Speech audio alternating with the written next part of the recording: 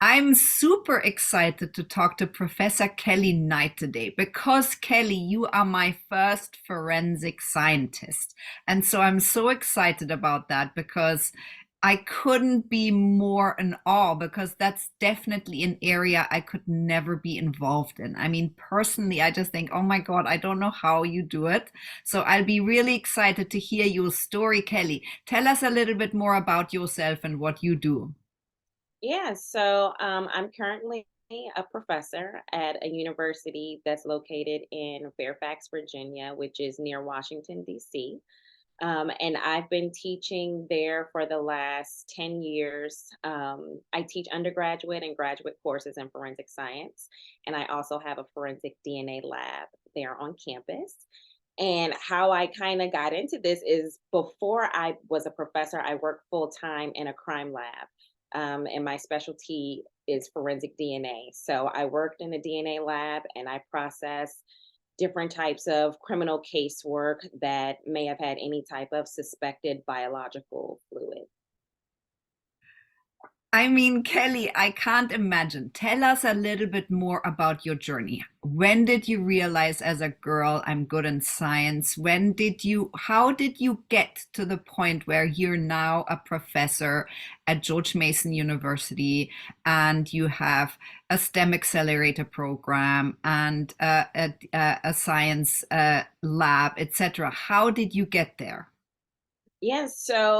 I've told this story a lot, but I have always really been interested in science, and I think I have a lot of that to thank my dad for because my dad was an air traffic controller and he grew up loving all things space and aviation. And so as a child, he kind of introduced me to those things. I used to build rockets with him and things like that, and that's how I kind of first got interested in science. And I think my parents both picked up on that. So my mom was an educator, and they really just kind of followed my lead, which is how I kind of lead as a parent right now. Like, as much as I love STEM, I don't force my kids to do STEM. Like, whatever they're interested in, I just kind of try to foster their interests and give them exposure to different things just so they can see if they like it. And if not, we'll try something else. And that's really what they did. So I tried different things as a child. And when I was in high school, I took a class called Anatomy and Physiology. And that was my very first exposure to forensic science in 11th grade. Because when I was in high school, there was no CSI or, any of these popular crime scene shows. So I had never heard of forensic science. But my teacher exposed me to it and I loved it. And then I decided to pursue science as a student once I went to college. Kelly, and tell us a little bit more about the work you do now. So, you've been working in a forensic science lab. You obviously dealt with real life cases. What made you pivot to being a professor now at a university, being a STEM accelerator? What motivates you in doing that? Yeah, so when I after so I got a bachelor's degree in chemistry and then I went on to get my graduate degree in forensic science. And then from there I started working in the crime lab. And when I was in graduate school, I did a lot of STEM outreach. And that was kind of my first exposure to teaching. And I learned that I really loved not only teaching, but specifically giving back to students and also giving back specifically to girls because I remember how much I kind of struggled with that whole STEM identity piece of figuring out like what was my place as a girl and a woman in STEM because as many wonderful things as we have to try to motivate girls and women now, it's a drastic improvement from when I was first starting out, 25 plus years ago. So, I got this desire to teach. And then after I finished graduate school, I went on to work in the crime lab. And I knew in the back of my head I was probably going to pursue some type of teaching opportunity while I was in the crime lab, doing some kind of adjunct teaching. But in the meantime, I volunteered to become our lab tour coordinator, which everybody kind of made fun of me for because they were like, who volunteers to do that? But I was excited to do that because I wanted to have the opportunity to meet new people and to teach them about forensic science.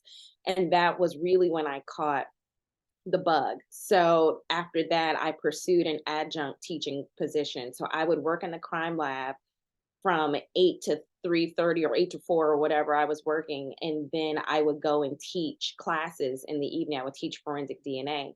And I did that for some time, and then in 2013, I had my first son, and my husband and I decided that it was time to move closer to our support system because we were quite far from our families. And I knew that if I wanted to be a working mom, I was going to need a village. So I decided to leave the crime lab, and I did not know I was going to go into teaching at that moment. But I was looking for jobs, and lo and behold, this position came up that was, very close to where I was going to be moving to. And so that's how it kind of happened. I ended up going into teaching full time instead of back to the crime lab, and the rest is history. Kelly, I love that because I think that's a real a story that we women can really resonate with.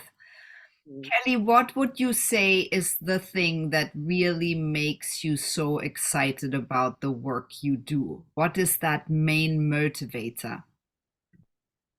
Yeah, it's being a teacher is hard. I think most teachers would agree with that. Being in forensics and being in science, there it has its ups and downs. But I think one of the most beautiful things I experience now as a professor is these moments where, you go a semester long teaching students, and sometimes you don't know of any type of impact that you make on them. But then every once in a while, you get a message from a student that tells you, how they never had a teacher that looked like you, or, your story inspired them because they were struggling, and, you gave them the motivation to move on, or, they never even considered forensic DNA as a field, but because of your class, they've decided to now pursue it. And so those are the things that really push me because I don't feel like I had it very easy going through my undergraduate degree. And at the moment, it was very challenging to push through. But when I reflect on my position now as a professor, I'm able to tug on those moments that I had and relate to my students in ways that I feel like other professors may not be able to because maybe they always had perfect grades, or maybe they always had opportunities, presented to them, whereas I did not have those things. So, I'm able to connect with students who sometimes feel invisible to other professors. Um, and just, feeling like, I enjoyed my time in the field so much, but knowing that I'm now able to pour into the next generation and to really help them to shape the decisions that they're going to make for their future. That's such a powerful moment, and a really heavy responsibility too, because I think all of us owe ourselves to some kind of teacher, whether it be a formal teacher in the classroom, or our parents or role models or other people in our lives who have served as teachers to us. That's such an important role and such a powerful responsibility because you literally have the ability to make or break someone's future. Something you say could destroy their passion to pursue something versus, you could also really ignite a flame that they didn't even know they had. So it's a heavy responsibility and one I don't take lightly, but I absolutely love it. And I would not change my job for the world. I am so thankful that you said what you said, Kelly, and also thank you for your service because, yes, it's exactly like that. You're planting seeds, and I think that's what is the true value of teachers, professors, but especially in university. Kelly, what would you say is the one quality that you have that makes you successful? Honestly, resilience, I would say. There's a lot of times where I could have stopped, I could have given up.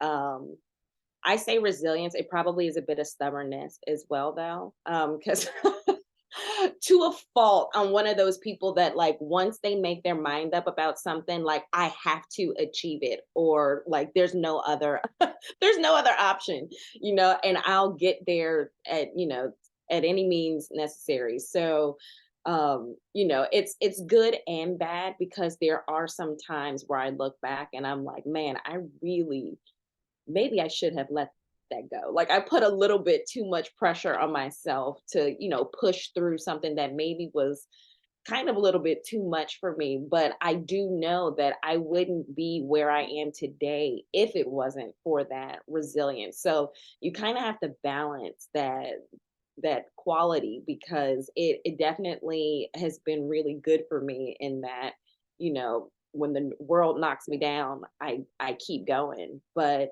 it can be bad, because sometimes I may just need to stay down for a minute, like go get in the bed and go to sleep.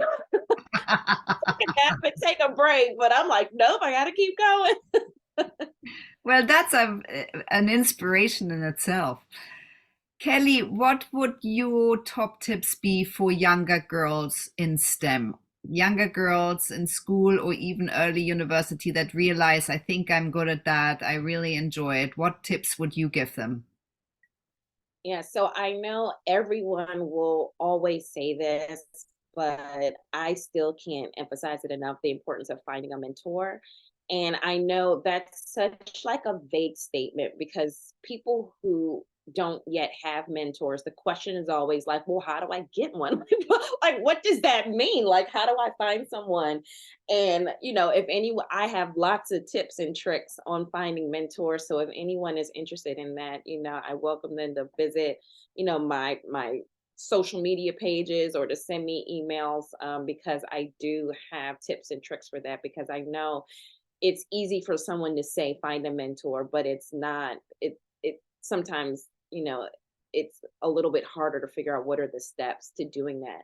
But I say that's important because I know that my life personally changed when I found a mentor, which wasn't until I was 21, 22 years old, after I had graduated from undergrad and had gone, all this time without having a mentor, and then went to grad school and found someone, and a mentor who's specific to your needs. Because that's not to say I didn't have mentors growing up. Of course I did. I had family members and other people who were important to me that I looked up to, but I needed someone specifically in STEM who was in a position that I wanted to be in, who could give me very specific advice and direction about what to do and what not to do. Because as much as I love my parents, they had never been, forensic scientists and, certain positions. So they couldn't give me all the advice that I needed. So definitely find a mentor, but also, just continue to pursue different types of opportunities that expose you to the things that you may be interested in. I think for me, I was able to build my resume very young, because I was constantly seeking out opportunities, paid or unpaid. And I know everybody can't take on like an unpaid role, but any type of like volunteering, shadowing, internship, I tried to do anything and everything I could to immerse myself in the field, even if I felt like it wasn't directly related to what I wanted to do. Like, I really fell into forensic DNA by accident, because I was in forensic chemistry and I just happened to be really looking for an internship in the field, and the only forensic internship available was one that was in DNA. And I said, well, shoot, I'm just going to take it, because I need to do something. And then lo and behold, I figured out that I actually loved forensic DNA, and I left chemistry. So, just giving yourself the freedom to just try out different professional opportunities, meet people, get, different experiences under your belt. And I think, that's really helpful. Kelly, and what would your plans, dreams, or goals be for your future? I know you're doing a PhD right now, which is really incredible. What's in store for you? Yeah, I the sky is the limit, right? So I'm really doing a lot of consulting on the side now. I'm doing some continuing education consulting in forensic science. I'm doing a lot of different events and things that are outreach specific. And so, really, I love teaching and I love being in the classroom. And I don't know when or if I plan to leave the classroom, but if I were to leave, I would probably, look to doing something where I can try to create an organization where I can just have a large impact on incoming students, prospective students who want to pursue forensic science, who want to pursue STEM, and specifically, to reach the unreachable. Because my thing is, a lot of the programs that I work now are a heavy lift financially for students. And I personally think that that's very exclusive to students who can afford it. So they get the opportunity to experience these amazing things. But there's also a whole, generation, whole group of students who are phenomenal and intelligent and just, could really make a difference in the fields of, STEM and forensic science, but they just simply don't have the ability to access these programs because of whatever, barriers they may be experiencing. And so I would love to I'm doing some of that work now, but I would just love to have the opportunity to do it on a larger scale because I think that that's just so important to reach people who, who can do this work, who are really talented and amazing, but just can't access the opportunities to get there. Yeah, well, thank you for saying that. I think that's a very important thing, and the world is becoming more inclusive, and we have to really consider to include everybody that has an interest or a passion for something where they're excluded right now.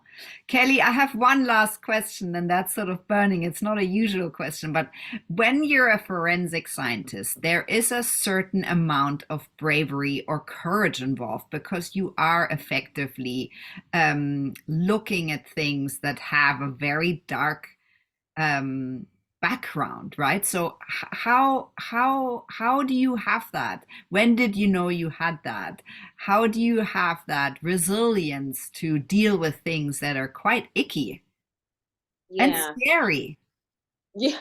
Yeah, that's a really good point. So, I think, in terms of things being kind of gross. I think when my parents saw me, dissecting sheep brains from the grocery store, that, that they knew that I probably had a little bit of a stronger stomach than your average person.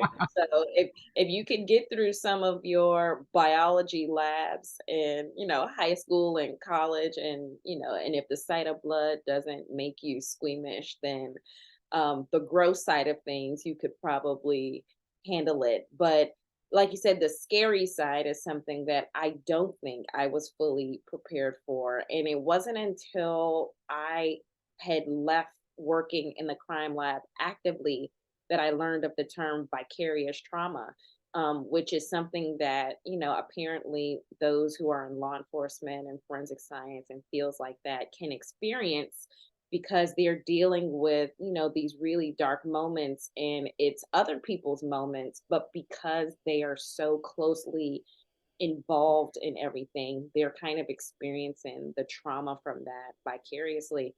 And, I didn't have a word for it when I was working in the lab, but I do remember just that heavy feeling when you worked a case that was just really hard, or when you had to look at crib sheets, or things that were just really um heavy to go home with, to just think that there were people in this world who did such awful things to people who, sometimes people that they love the most. A lot of times we saw cases where it would be, you know people who were closest to you who were doing these things.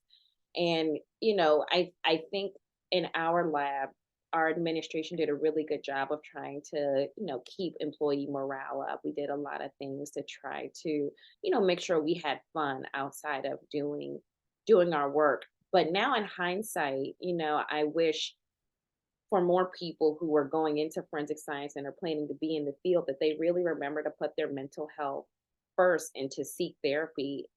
I mean, it should probably not even seek it if you need it, but it should be mandatory. Like, I feel like people who are working these types of cases should try to see a therapist at least once a month to talk through what you're feeling. Because a lot of times you feel like if you're getting emotional, then you're getting biased, and you don't want to Yeah. even accept that possibility. And it's not a thing. Like, you can get emotional about it because you're human, not because you're biased one way or the other. But I think because that stigma exists in law enforcement and with these fields that are law enforcement and adjacent, a lot of folks don't address it. They suppress it, but then you see it coming out in other ways. You see other types of addictive things coming out, or, anger, and you're like, what is going on? And you're not really processing that, hey, you're like dealing with some crappy stuff. Like, you should maybe like get that out. So it is tough. And I think people who are interested in forensic science, they see these true crime shows, or,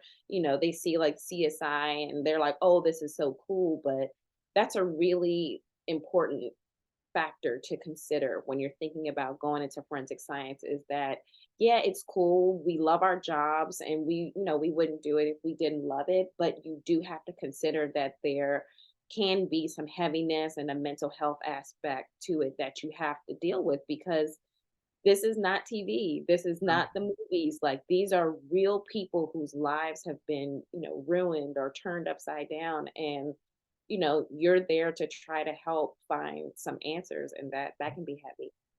Thank you so much, Kelly, for talking to me today. No problem. Thank you for having me.